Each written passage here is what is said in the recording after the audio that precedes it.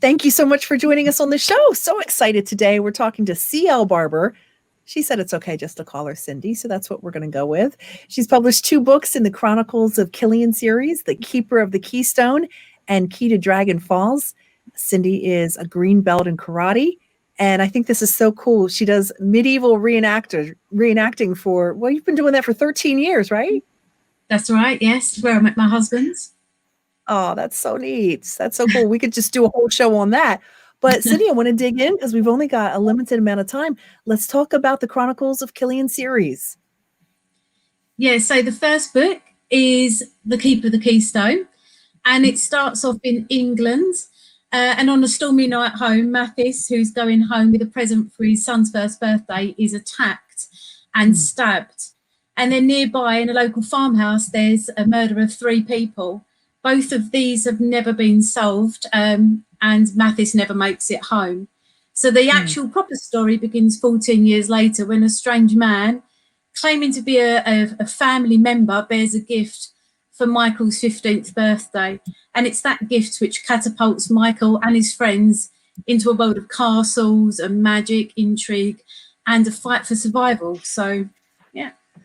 Now, I know that your heart is really with, young adults. You're a teacher, and I mean, so much of it talks about just basic being nice to people and anti-bullying, but this is sure a message that we could use as adults too. Yeah, that's right. In it, Michael does get bullied because he's not very rich. His mum is a single parent, and so the whole book is focused around as well trying to look at some of the issues students face, such as not getting on with your parents. There's the bullying, there's the losing the mum, and just the pressures that are on children and students at that age, really. So that's throughout the book. One of the subjects that you talk about is how you have good intentions, but sometimes things don't work out and it looks like you're a bad person when you meant to do good. Yeah, so this book sort of tries to encompass people as a whole, really, and it shows that sometimes you act in a way that you wouldn't usually because of the situation or the circumstances, or sometimes you're just put in a position where whatever you do is going to hurt someone or have some impact. And it's just about being aware that sometimes, you can't judge people for what they do because there's a whole reason behind their actions. Do you think that the world would be a better place if we could just try to see people through their eyes and what they've gone through? We take everything through our own context and through our own steps. And books like these are just so eye-opening. And I go back to the fact it's not just great for young adults, it's great for us adults too, Yeah, there's loads of characters in there that are relatable, of all ages, that have had to deal with different situations and who make decisions based on what they think is best at the time. And it might not be. So, for example, Hazel's dad, he loses his wife and then he marries again really soon after. And of course, for him, that's a coping mechanism. But for his daughter, she doesn't cope with the replacement of her mother so quickly. So, but no one's wrong. So. Okay, now you're hitting a nerve with finding common ground with me. I can so very much, I've walked through those steps with my dad. And I think a lot of people have. I mean, how much of you is in this book? How much of things that you've experienced with bullying and being hurt and or hurting others unintentionally are in this? So I was bullied at school. So I think it was, a nice way for me to sort of be able to write about it. It wasn't in the same way as these, but I was bullied. But also because of the friends that I've had when I've been younger and the people that I've met, a lot of the people that I know have been personally through some of these issues. And so, I've heard about it and I felt compelled to write it down really for the different characters and to show that sometimes it's resilience and bonds and friendships that can get you through these things, and that these things that happen to us, they shouldn't define us. They should help us to grow as people. You talk about self-esteem, judgment, and ultimately hope. Yeah, so some of the things in there, Michael lost his dad and his mum is quite poor. His self-esteem is quite low because of the poverty and he can't even afford things like a television. Daniel's self-esteem is low because he doesn't live up to his parents' expectations of what they expect with regards to business and and the type of person he is.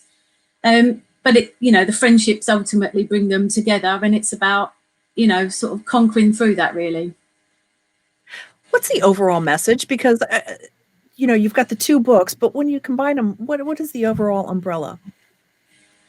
So I think the overall umbrella is, you know, like for lots of things, it's about good versus bad, and these are just the first two of a longer series, but it's also about the struggles that we face, not just in everyday life, but it is a fantasy book, so they do find themselves in different terrains with different challenges, and it's about overall the struggle between good and evil, temptation, and how you sort of cope with that, whilst maintaining your integrity, really. So, yeah. Wow. This really came from your heart. This came from a deep place. This is so much more than just fiction and characters and interactions. There's something very foundational coming out in these. Yeah, so I've been writing the series and planning it since I've been 19. So that's over 20 years now. So, you know, these characters have, you know, I've known them and worked with them in my head and on the book for a long time. So, yeah, you get quite involved in them. What took so long? Confidence What were and you self-esteem.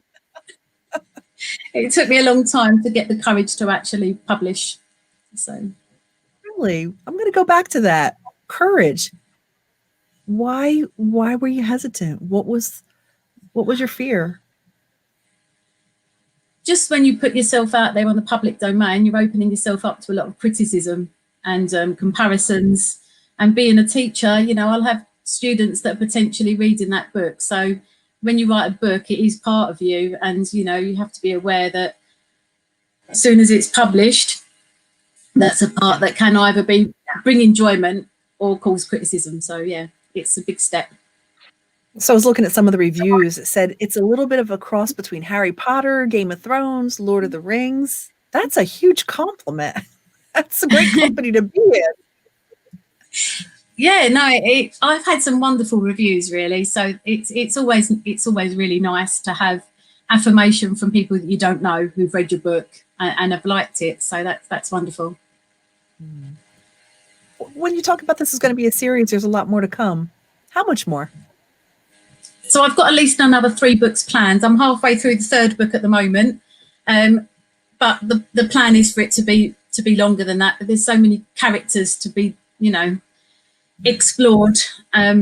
Yeah, so it's hopefully going to be at least 5. So I mean, I see a movie in this personally. That's just my my thoughts as I'm going through it. Is that a dream? It would be amazing, wouldn't it? But it's just nice to hear people say they enjoy it. But I think it would work very well on the screen because of as I say, the characters, the scenery, the storyline. There's quite a lot of plots going through it. And before we sign off here, there's some optional activities in your books. Can you talk about that? Yeah, as a teacher, I'm trained in English and history. So at the front of each book, I've put different activities that people can engage in, creating characters or creating maps or making things, all a range of things to help people's creativity and imagination. So, yeah. Fun homework. Yes. Homework you want to do. Fun homework. Yeah. But it helps engage you in the story, right? It does, yeah. And it's good. I know that some of my students at my place have read it, and actually they've done some of those activities and handed them to me. So I've actually marked them personally. Wow, that's really fun. Well, Cindy, where is the book available? Oh, the series, I should say. Yeah. So the series can be downloaded off of Amazon. So just go onto Amazon. It's available for UK and the USA. So just go, and it's on Kindle and paperback.